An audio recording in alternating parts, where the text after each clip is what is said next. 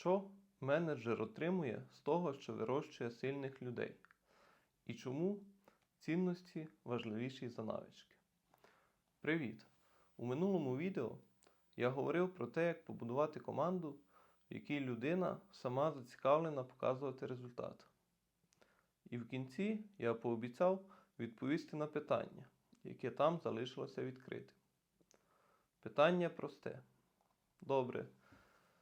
Працівник отримує перспективу, свободу, можливість вирости аж до партнера. А що з цього має сам менеджер? Тому що збоку це виглядає так, ніби менеджер повинен вкласти свій час, ділитися повноваженнями, вирощувати людей і при цьому виховати собі конкурента. Відповім одразу, а потім розберу детально. Слабка команда не робить тебе незамінним. Вона робить тебе непідвищуваним. У другій частині відео я поясню, чому навіть найкраща система росту не працює, якщо у людей у команді фундаментально різні цінності. Тому що навичкам можна навчити. Цінності змінити набагато складніше. Тебе тримає на місці не поганий результат, а відсутність заміни. Почну з найкритичнішого. У більшості компаній менеджера підвищують не тоді, коли він показав хороший результат, а тоді, коли є кому передати його ділянку роботи. Це неприємна правда, але це так працює. Якщо ти єдина людина, яка розуміє твій напрям, то підвищити тебе означає обвалити напрям. І керівництво просто не буде цього робити. Тобто відділ, який не працює без тебе, це не доказ твоєї цінності. Це твоя стеля. І тут виникає парадокс, який багато менеджерів не помічають роками.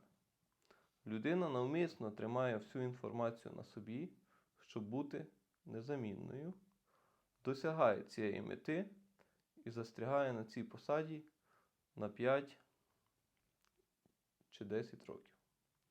Незамінність – це небезпека, це пастка. І тут я хочу розширити цю тезу, тому що вона працює в обидва боки. Незамінність – це пастка не тільки для менеджера. Вона буває фатальною і для самої компанії. Наведу випадок зі свого досвіду.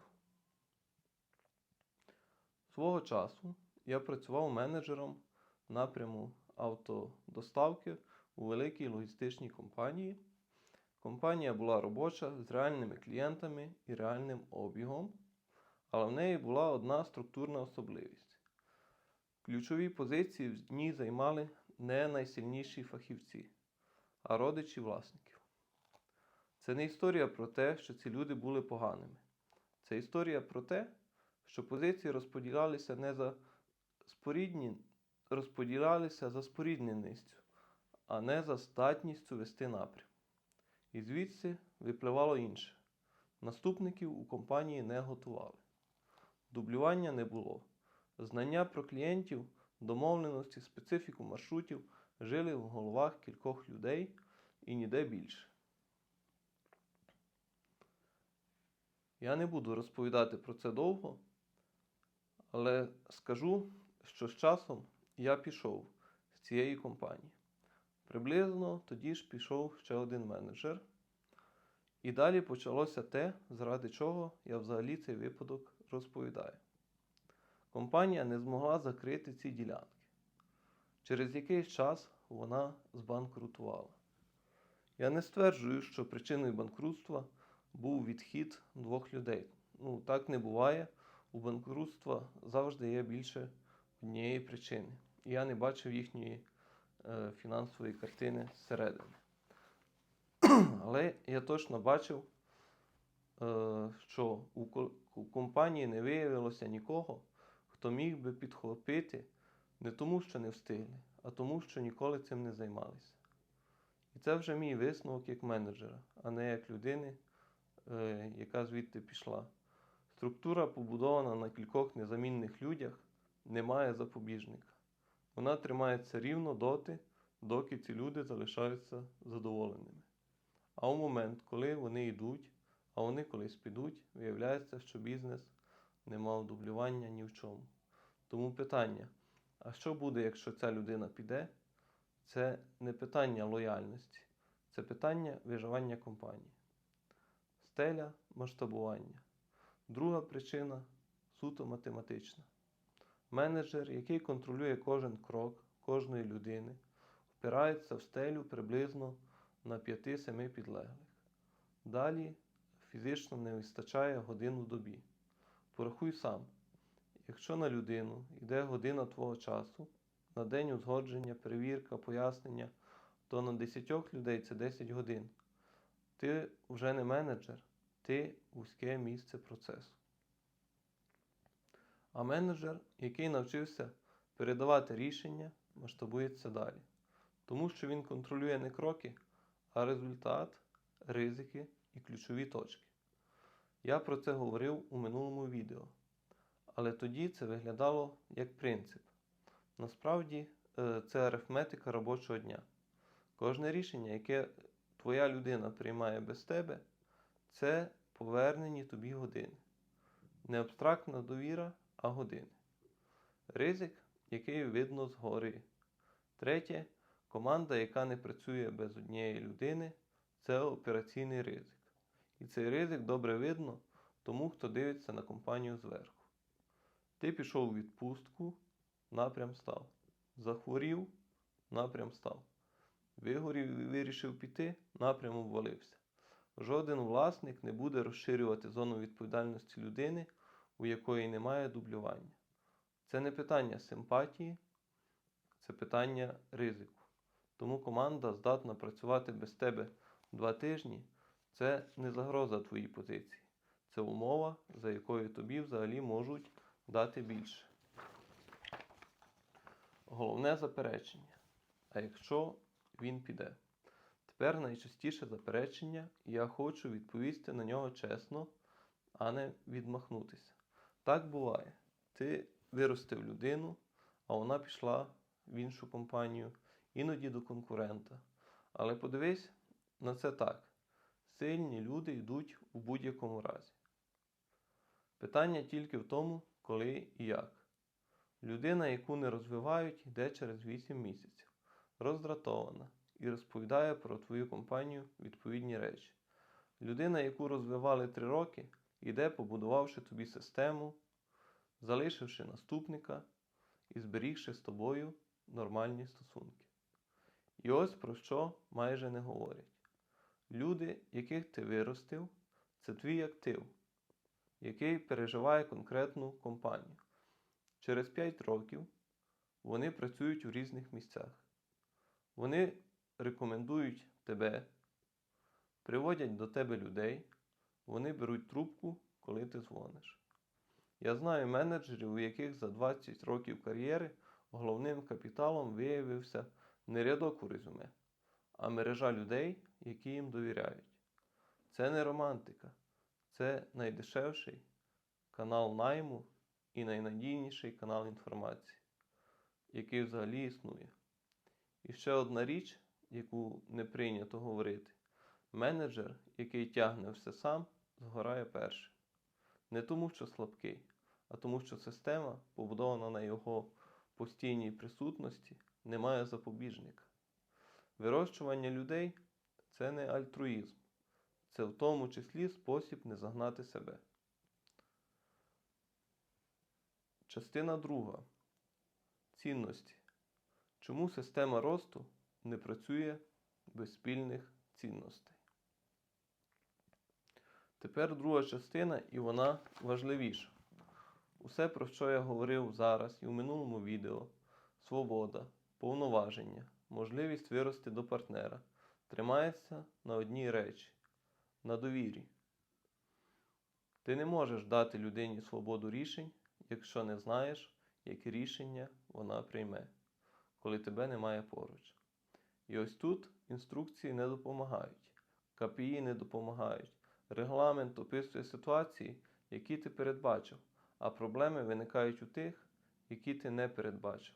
У непередбаченій ситуації людина діє не за регламентом, вона діє за своїми цінностями. Тому я формулюю це так. Професійним навичкам можна навчити. Цінності дорослої людини змінити набагато складніше. І, чесно кажучи, це не задача роботодавця. Що я маю на увазі під цінностями? Одразу уточню, тому що слово цінності дуже затерте. Я не маю на увазі, що всі в команді повинні однаково думати, однаково голосувати, мати однакові погляди на життя, релігію чи політику. Це не має жодного стосунку до роботи. Я маю на увазі значно вужчий набір професійні цінності. Він приблизно такий. Ми не обманюємо клієнта, навіть коли обман не розкриється. Ми не приховуємо проблему від команди, щоб виглядати краще. Ми працюємо в межах закону, навіть коли обхід дешевший. Ми відповідаємо за свої рішення, включно з невдалими. Ми робимо продукт, який приносять реальну користь, а не тільки виручку. Це не про світогляд, це про те, як людина поводиться, коли ніхто не дивиться. Чому для менеджера це критичніше, ніж для інших? Для менеджера ця планка вища, і на це є причина. Менеджер отримує владу над ресурсами, над процесами і певною мірою над кар'єрами інших людей.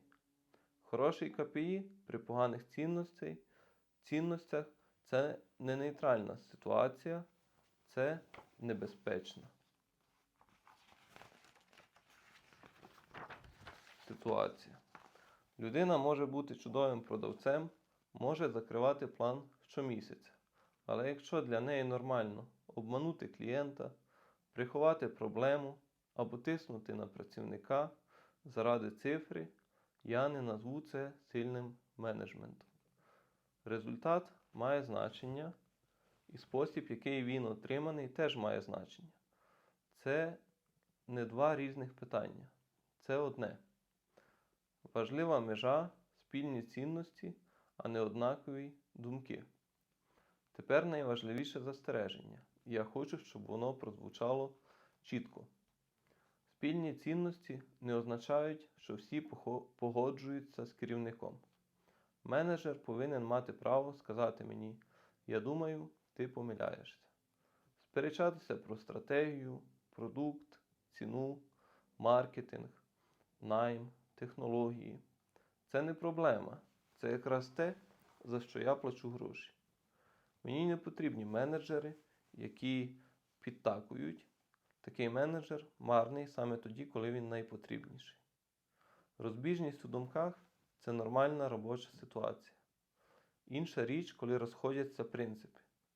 Чесність, законність, ставлення до людей, допустимі способи заробітку – ось це вже інша категорія. Я розумію, наскільки легко цю межу порушити в інший бік. Не наша людина, не наша культура – це найзручніший ярлик, щоб позбутися того, хто незручно сперечається. Тому скажу прямо, як це має працювати в нас. Незгода з рішенням, критика ідеї, суперечка з керівником – це ніколи не є запитанням цінностей. Ніколи. Якщо хтось намагається подати вашу аргументовану незгоду як невідповідність культурі, це проблема того, хто так робить, і я хочу про такі випадки знати. Що компанія винна у відповідь? І тут найважливіше, тому що зазвичай про цінності говорять тільки в один бік. Якщо я вимагаю цінностей від людей, компанія має відповідати за тим самим списком, інакше це не цінності, а вимоги до підлеглих. Тому ви маєте право пред'явити компанії те саме. Якщо вам обіцяли зону відповідальності, а потім забрали рішення, це наша помилка. І про неї треба сказати. Якщо ви показали результат вище очікуваного і не сталося нічого, це наша помилка. Якщо вас просять зробити щось, що суперечить тому, що я щойно перелічив, Ви не зобов'язані це виконувати. І це не буде вам зараховано як невиконання. І це не декларація. Це те, за чим ви можете прийти до мене особисто. Цінності, які нічого не коштують, це не цінності. Ще одне. Список цінностей, від якого ніхто не відмовиться, нічого не вартий. Ніхто на співбесіді не скаже, що він проти чесності. Цінність починається там, де вона коштує грошей. Наведу власний приклад. В нашій екосистемі є компанія TwinPhone і eSIM. Сервіси віртуальних номерів, дзвінків. У такого продукту є одна особливість. Він притягує не тільки тих клієнтів, для яких ми його створювали. До нас регулярно приходили люди, яким номери потрібні були для автоматичних реєстрацій, спаму. Це платежеспроможний сегмент.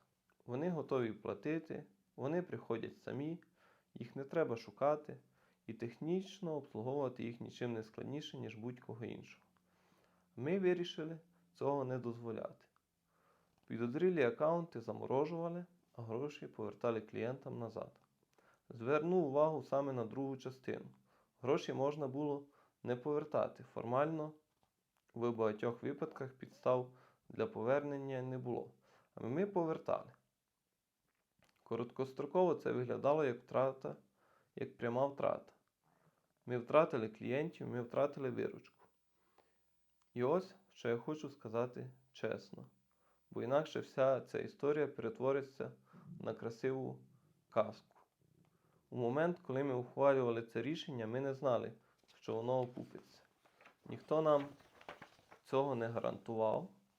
Якби ми знали заздалегідь, що це вигідно, це було б не ціннісне рішення, а звичайне стратегічне. Але ми догадувались, чесно кажучи, що це не тільки ціннісне, але й стратегічне. Ціннісне рішення – це те, яке ти приймаєш, не знаючи, чим воно закінчиться.